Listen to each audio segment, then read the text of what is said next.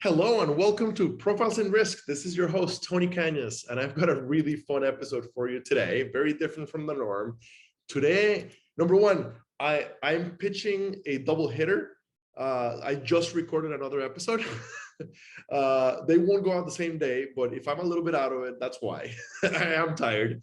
And today I have with me Scott Sloan McQuiston. I hope I pronounced that correctly. Scott, thank you for joining me today. How's it going? It's going great. Thank you, Tony, for having me on your show. And yes, you pronounced that correctly. Awesome. I very often get the name wrong when I want to on the podcast. So Scott is both an insurance professional, like an active insurance professional with a lot more experience in insurance than me, and also a fiction author.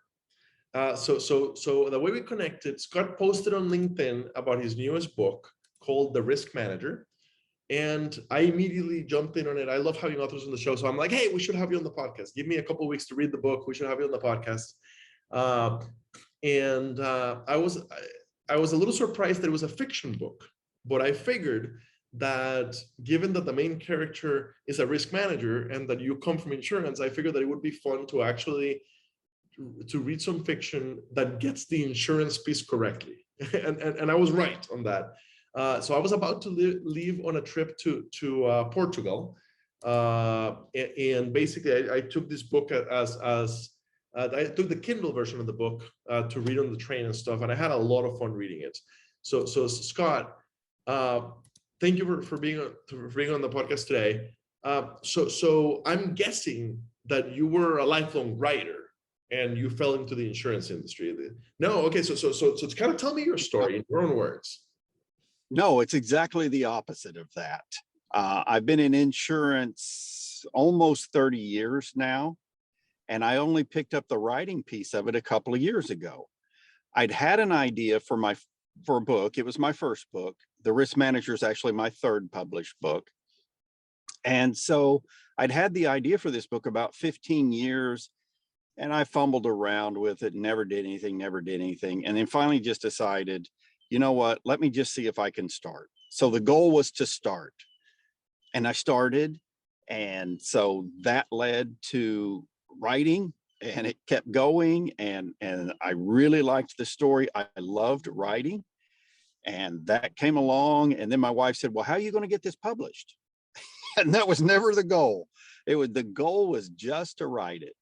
So then I talked with a friend who she's a writer. She's the only one I know had a book published. She taught me about self-publishing. I use a publishing consultant, 40-day publishing. And so got that one done, wrote the sequel to it, got that published. And then the idea for the Risk Manager came along because I wanted to write something that was closer to my life, things that I had actually done. And so the Risk Manager made a lot of sense. Yes, it is a work of fiction, but as you indicated, hopefully I got the insurance and risk management piece correct. And it's not. It was spot on. Yeah. Okay, great. I'm glad to hear that. Now, I don't come from the risk management side, but from the perspective of an underwriter, it was spot on. Yes. And so that's close enough, right? Because I didn't want to write a book just about risk management, but I wanted to include that in the book I wrote.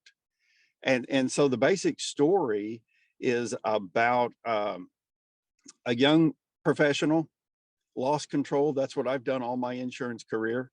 He gets a job as a risk manager for a small or mid-sized manufacturing account in Austin, where I lived for 17 years and where I'm actually at for this interview.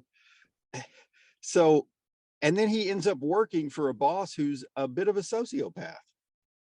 And I felt like that was very relatable to people because I think everybody has had a boss that they thought was crazy. We've all had, whether they were or they weren't. Yeah, we all feel like we've had that boss before. Yeah. So I really kind of amplified that piece of it. And I thought, it'd be fun if he runs for political office. At first I was going to make him a senator, and I thought, no, a governor would be better. because who doesn't think most politicians are sociopaths? You So kind of have to be, right? What's his name? Greenspan, Alan Greenspan, famously. So you know, head of the Fed for like 20 years. So he dealt with many presidents and many other politicians, and he famously said that anybody who is willing and able to do what you need to do in order to become president of the US should therefore be barred from the office. And he was speaking about the president, but it applies all over politics. I think it does. Sadly, the best qualified people are the people who would never, ever take the job. And the people who really want the job are probably the least qualified for it. And so I made that character, Jim Williams, very over the top. He does have some characteristics of people I have known, but I amplified those. A collage of those characteristics into one person, and then yes.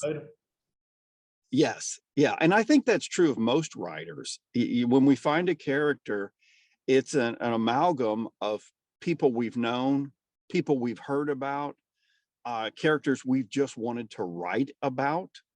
And that's the fun of fiction versus nonfiction, right? Is you get to make the character exactly who you want, right? When you're writing nonfiction, you kind of have to be true to who the character is or what the story is. And that's the beauty of fiction. You can take what is essentially a true story, amplify it, manipulate the characters any way you want to make the story fit whatever you want it to be. I'll tell you what, it feels real. What I mean by it feels real is, so I took a class in college for theater appreciation. That was one of my electives. And the big thing I remember from theater appreciation is that in order to really appreciate theater, and this applies to movies, this applies to anything else, any other fiction, you have to suspend disbelief, right? So I'm a fantasy guy. I love Harry Potter. I love Star Wars. I love Lord of the Rings. So I don't read a ton of fiction, but I do very much enjoy it. And if I do read fiction, I start from the perspective of I'm going to suspend disbelief and let myself be drawn into this universe, right? So your world for the risk manager is a very realistic world, right? Like it reminded me of John Grisham. So I read a lot of John Grisham early on in my adult years. Also read a lot of Anne Rice, a lot of Stephen King. This is not a Stephen King or Anne Rice fantasy. No, like it's very John Grisham in that it's gritty and realistic, and yet you do manage to make those characters bigger than life. So it felt very real to me. It felt like this kind of thing could happen in the real world. Well, that was certainly the goal. What was to make it feel real, and there's a lot of real places listed in the book. So the Texas stuff I wanted to ask you. So I'm not from Texas. I've barely been in Texas a few times. So you described the book on the Amazon page or whatever, or on the cover, I don't remember, as a Texas-sized story that only a Texan could write. And I was a little weirded out by that before reading it, but when I read it, I got it. Yeah. So tell Okay. me about the Texas connection, and why is it a book that only a Texan could write? Well, the Texans are different. Not, I think, in a good way, For sure. but not everybody in the country would agree with that. But Texas pride runs really, really deep. And I explore part of that in the book. Several of the characters can tie themselves back to the original 300 families that settled Texas. And for those people, because I've known one guy who could do that, oh my gosh, the level of pride that they have is just unbelievable. So I wanted to bring it from a Texas perspective. I live in Texas and have for decades. And so I talk about places that are in Texas. So people who have been to Austin, who have lived in Austin, who have even visited Austin are going to recognize some of these places. And so, you just say it's I think I call it a Texas-sized tale of redemption. right? Because everything's bigger in Texas. Mhm, mhm. So that was really kind of the marketing piece for it. But I would love that I was able to list some real places. And I think that came through, at least it sounds like to you, that you I felt like it was real. yes, and I felt like I learned a lot about well, a lot is maybe not the word to put it because right, Texas is a big place and an old place. I learned a good amount about Texas history that I haven't gone back and double checked, but that I'm assuming that the history is real, and then you build the fiction kind of around that history. Yes. Yeah. I am no historian, but everything that I put in there in terms of history is easily researchable. So yeah, I'm pretty sure I got it right. But don't check too close. Remember, it's a work of fiction. It's fiction. It was very enjoyable to read. I really enjoyed seeing how to put it, representation. I'm a big diversity and inclusion guy, and I really think that representation is important. And when it comes to insurance, we don't get a lot of representation, right? If No. we ever make it into the into fiction, we're the bad guy, right? We're the asshole claims adjuster from The Incredibles. So we're the right, if you ask people like the one thing they think about insurance and they've never worked in insurance before, they have no family insurance, they'll probably think of the annoying salesperson from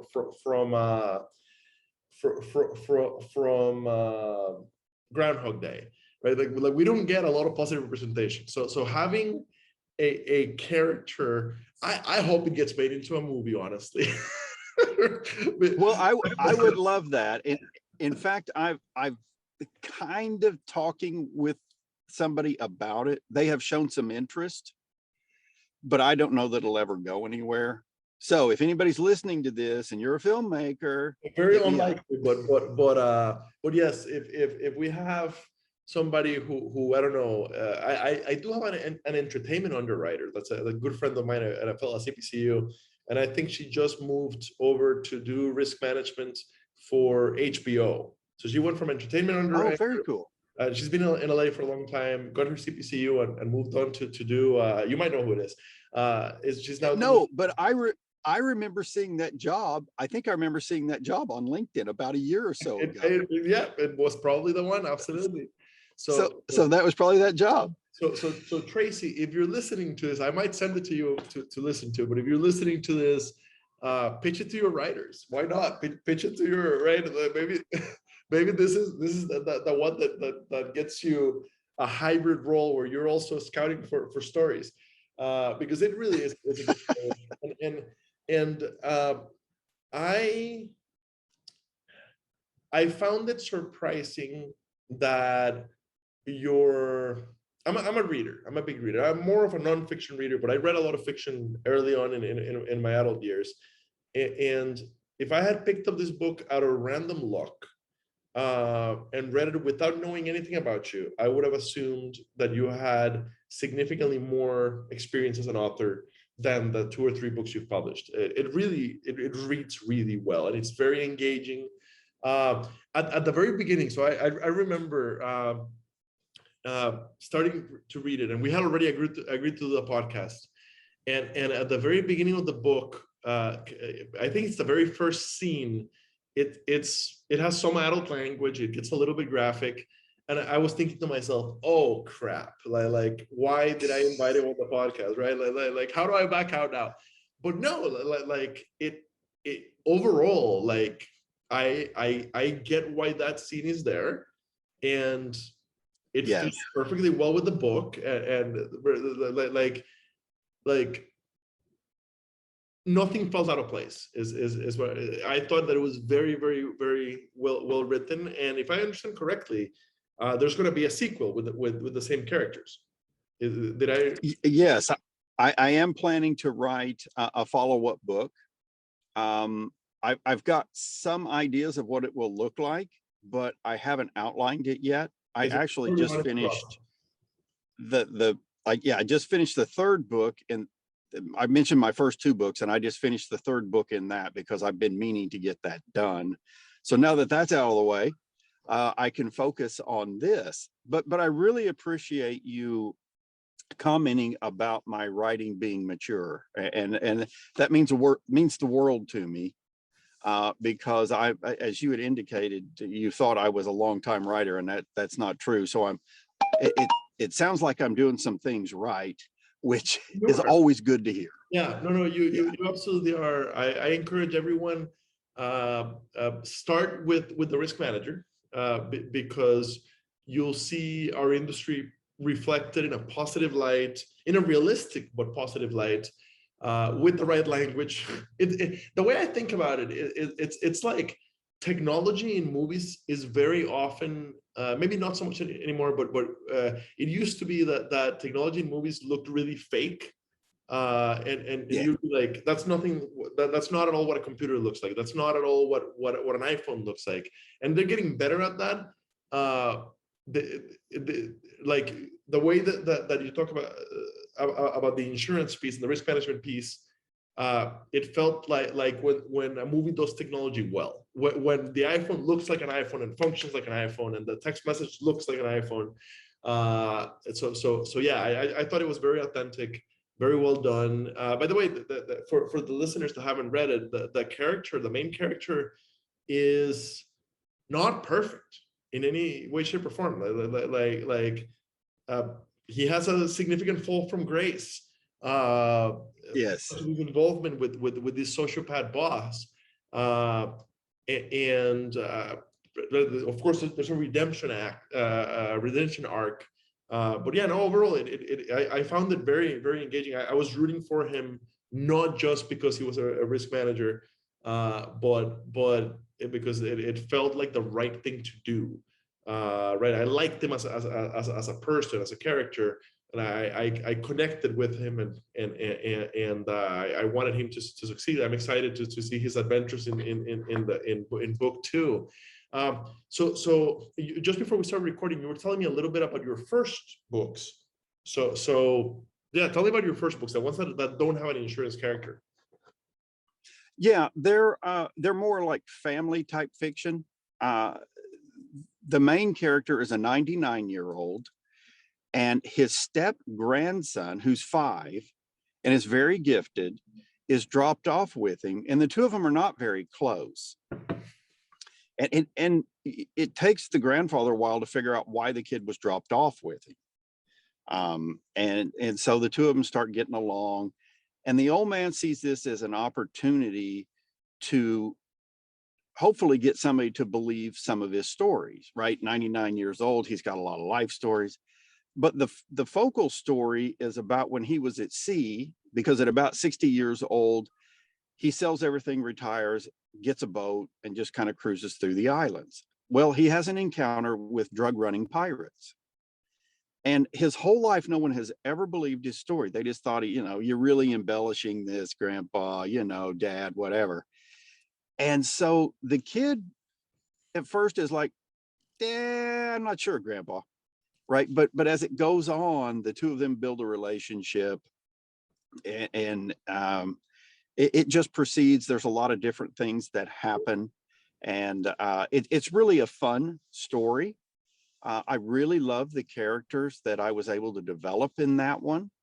And in my family, we kind of treat all the characters as though they're actually real people, which I don't know if that makes us crazy or if we just fall in love with them.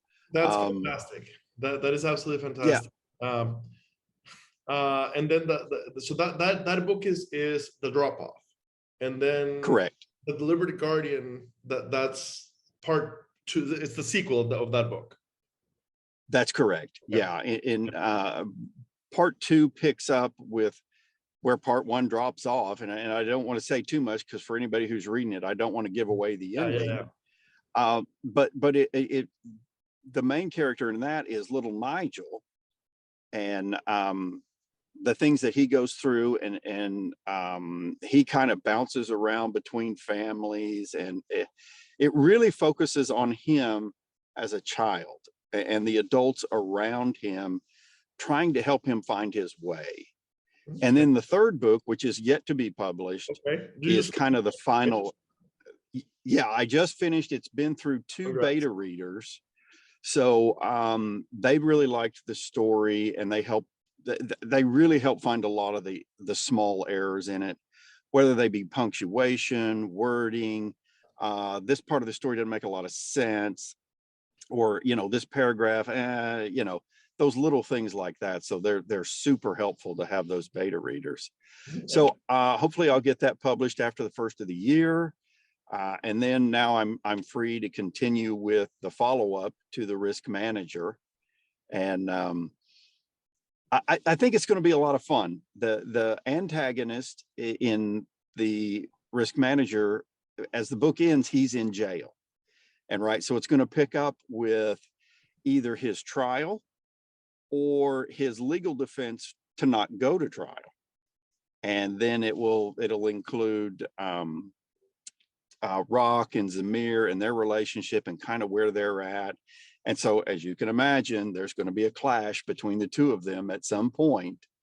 And I'm debating whether to have Rock killed or not. So, okay, somebody's got to go. I don't know which character it's going to be, but somebody's got to go. I mean, it's not entertaining, and it's not fiction if somebody don't get killed, right? So you've got to kill somebody. So one thing that I have said about insurance, I'm an insurance fanatic. I'm an insurance careers fanatic, and one of the reasons, what I tell people all the time, is one of the things I love about insurance is if you become passionate about insurance, you can have a great career here. But I don't. Oh man.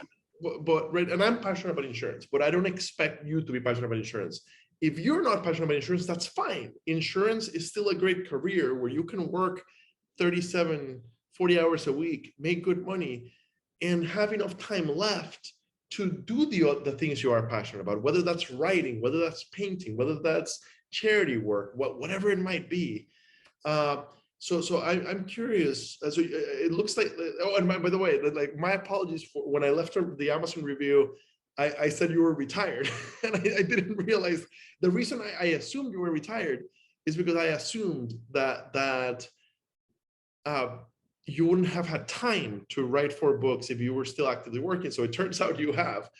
So clearly, like, insurance has worked out in the way that I tell people for you, where like, you can do insurance full time and still have a passion that you dedicate significant time to. So can you talk about that? How did you balance for the last few years, once you started writing, how did you balance the day job with the writing? Yeah, that's a great question. And in fact, before the interview, you talked about you were going back to your alma mater to speak. Well, I recently just went back to Texas A&M, which is that's the last school I graduated from, the School of Public Health. They had a career conference, and I was a speaker there, and I was talking with some of the students later, and they're like, I don't know what I want to do. And I was like, well, have you considered insurance? And so the exact same speech that you gave, I gave them. Love it. And it's like, it doesn't matter what you have a passion for, insurance touches it in some way. Somebody insures, right? Somebody writes it, somebody sells that insurance. Yeah, and I gave him an example of a friend of mine. He's a little older than me, but he had a friend when he was in high school who loved horses. Now, he grew up in New Jersey, and she bounced around from job to job, but she always loved horses. Well, she turned that into a career because she is the largest broker of equine insurance on the Eastern Seaboard.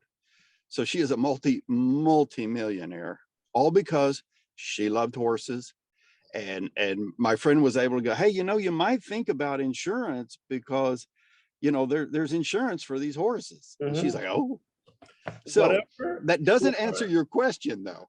Well, I call that the aviation underwriter paradox, which is basically the kid who was passionate about aviation as a child, who played flight simulator, who wanted to be a pilot and for whatever reason couldn't, bad eyesight or whatever.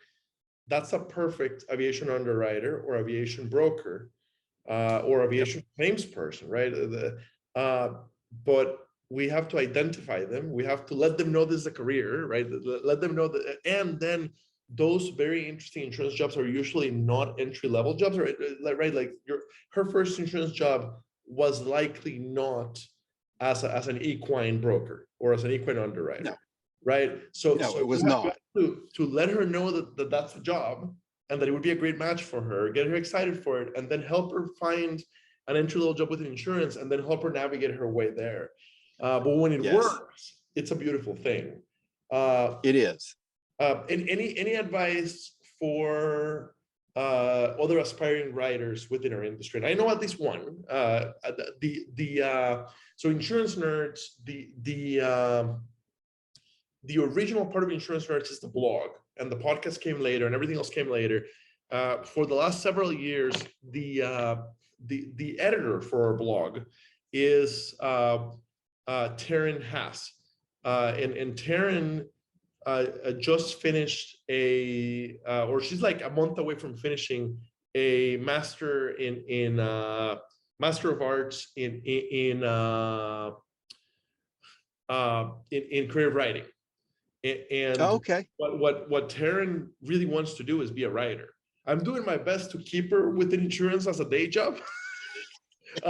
So what advice do you have for Taryn and for others who within insurance, who, because I'm sure there's more, who have a dream of being a writer?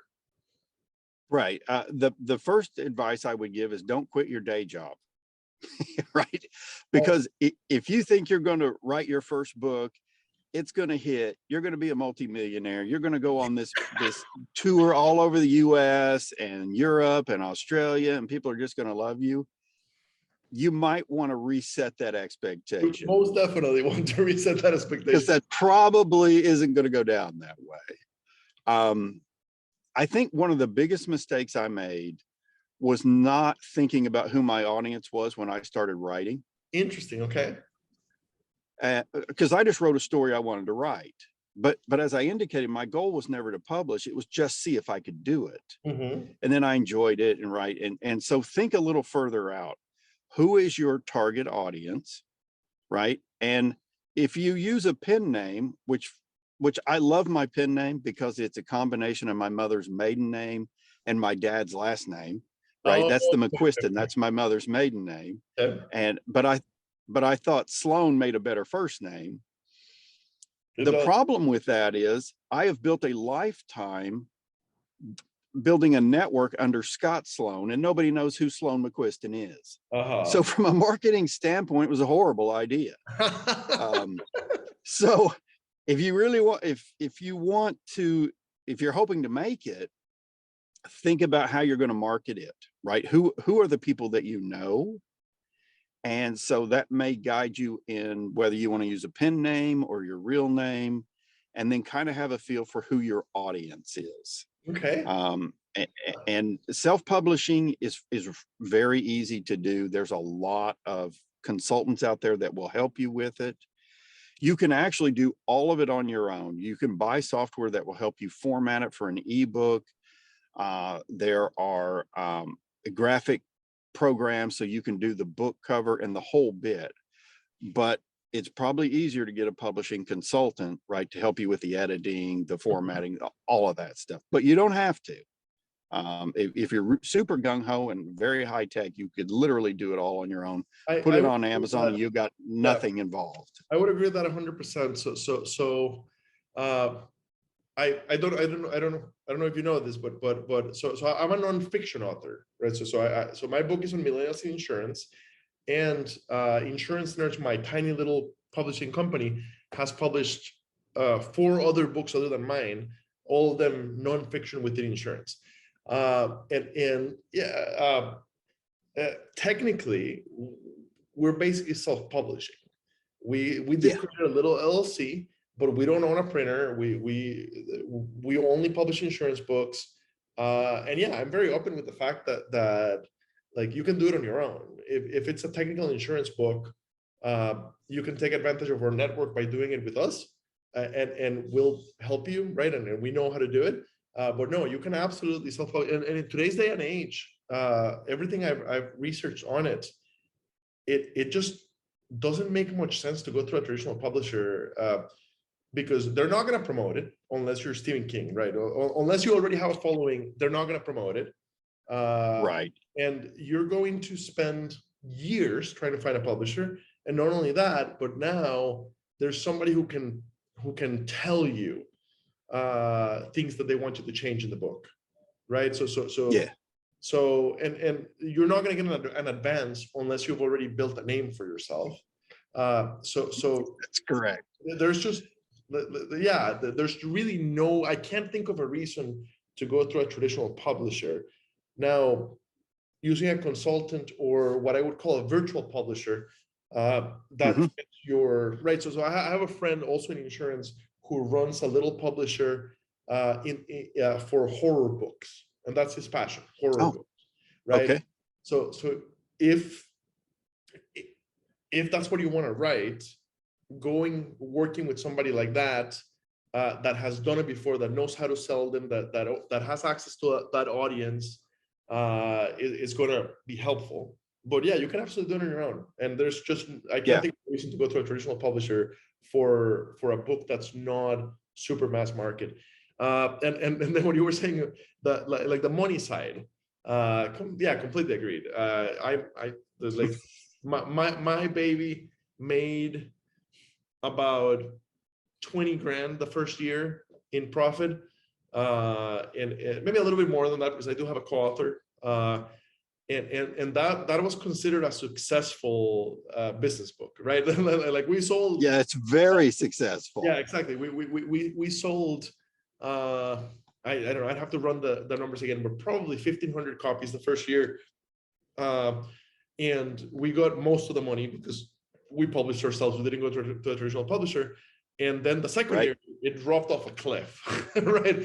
And nowadays, my girlfriend is an editor on the book. She's not named. She didn't want to be named, but basically she gets 10% of the profits. And nowadays, like there's months where she gets like a 75-cent PayPal transaction from us. Yes. But it was incredibly rewarding. And I can't speak with the fiction side, but on the nonfiction side, it did catapult me and several other of our authors from speaking to like paid speaking. So Yes. at least nonfiction, I don't know the fiction side, but nonfiction does open a lot of doors to do paid speaking, which if you enjoy it, again, it probably not enough to quit the day job, but if you enjoy it, it can definitely be very rewarding. By the way, yes, did you do NaNoWriMo or anything like any sort of structured program? So NaNoWriMo, the National Month of Writing, basically in November, people try to write a whole novel. Did you? So you didn't do NaNoWriMo or any? You completely like structured yourself? Yeah, my process essentially is to do an outline, right? And that outline consists of what are the major plot points and about how do they lay out within the book, right? This is first, second, third, that type of thing. And then I'll write down a list of characters. It usually starts with about 2, maybe 3. And then as you start writing, you go, well, I need a character for this, right? I need somebody like in the drop off. One of my favorite characters is an Uber driver. And because I got a 99-year-old and a 5-year-old and they need to go to the grocery store. Well, how are they going to get there? Oh, well, the easiest way is Uber. And so then it was like, okay, well, I could just make it a nothing character. I can make it kind of a fun character. So I made it this real gregarious African, great, big, huge African guy, huge white smile. I mean, just boom, super gregarious. Well, Nigel's Black, so he hits it off great with the Uber driver. And then I liked that character so much, I kept writing him into the story. And so that's kind of how it goes, right? So now you got another list of characters, and you'll find that as you write it, the story starts to take on a life of its own, right? This little plot leads to this, and you're like, oh, now I hadn't thought of this, but now I could do this, or I could go the opposite direction. You know, I could make this person really evil. I could make them really fun. You know, I can make them a nobody. And for me, that is the most fun in writing. Is basically creating something from nothing and just developing these characters to be what you want them to be, both good, bad, beautiful, ugly, whatever. And it's that to me is the real draw of fiction writing. Did you use any software other than that? You mentioned software to like set up the ebook kind of thing, but did you use any software Right. in the writing process? I don't. I just use Word and then just, you know, the spell check and grammar check in Word. Apparently my writing is not that sophisticated. Word does a pretty good job of keeping me on track. Okay. But I do have a professional editor, and so I pay to have it edited after I go through my beta readers, and that really helps clean up a lot of stuff. So the editor spends less time on it, and they use some of them use software and others don't. So it just kind of depends on that. But I personally don't use any writing software. And the editor, are we talking like 1,500 bucks to edit the book, or? Yep, that's exactly what they charge me. You know what I've heard. Now I think they've gone up a little bit, but because I've got 3 books with them, they kind of hold their price for me. Okay. They kind of grandfather me in, which thank you 40 Day Publishing. I got to give them a little bit of credit on this too. So absolutely. Awesome. Scott, thank you for joining me today. Thank you for your patience as I rescheduled this recording, I think 3 times. I feel awfully guilty about that. So thank you for being flexible. It's been wonderful. And when it goes live, I will tag you on LinkedIn and I'll tag the books. Perfect. And yeah, no, it's been awesome. I look forward to read the sequel to The Risk Manager. If it does become like an HBO miniseries or something, it'll be awesome to say I knew you way back when.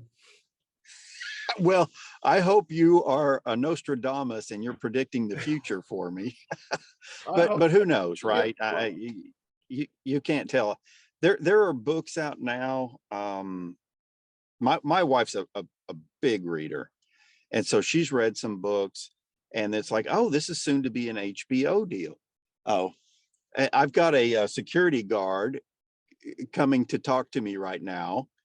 So if you don't mind, Tony, how about we wrap this up? We're good. Thank you so much. Have a great one. Okay. Thanks, Tony.